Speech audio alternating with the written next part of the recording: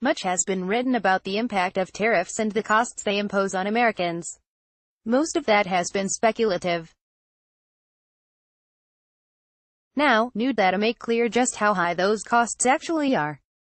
Those numbers, compiled by the Trade Partnership for the Nonpartisan, nonprofit coalition of businesses calling themselves Tariffs Hurt the Heartland, aren't pretty. In August 2018, $1.4 billion more in tariffs were paid compared to August 2017. That's an increase of 45%.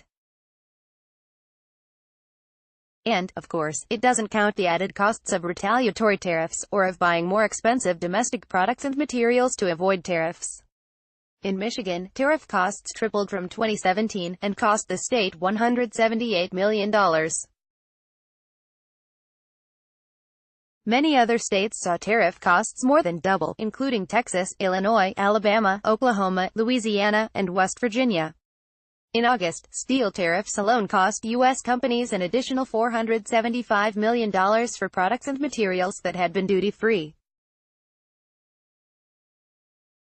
Aluminum tariffs added more than $125 in costs, and other tariffs added $550 million in costs in the month of August.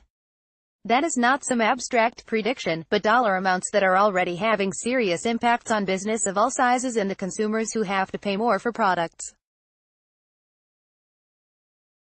Indeed, citing Pennsylvania, Angela Hoffman, a spokeswoman for Tariffs Hurt the Heartland, explained, "In Pennsylvania alone, we are seeing 55% higher costs of $45 million a month for state business from last year to this year." She added that continuing to go down this track will only lead to more layoffs and higher prices. As bad as these numbers are, costs from tariffs are going to increase even further. These numbers from August don't include that latest round of tariffs, including an additional $200 billion on Chinese goods, while the previous round only took effect on August 23. Although Trump has repeatedly claimed that tariffs are good for the country, these are clear added costs that have a real impact on workers, business, and consumers. Instead of winning concessions from China, these tactics have only imposed what must be thought of as an additional tax at home. If Trump really wants to push back on China, there are better ways to do it, with targeted sanctions, safeguards for intellectual property, and bolstering public-private partnerships to protect diplomatic and industrial information. So far, Trump's response has instead been to bail out farmers who have acutely felt the impact of the trade war. That might work in the short run, but it will have serious consequences. Not only is it unsustainable, but it also distorts the market and pushes the government to pick economic winners and losers.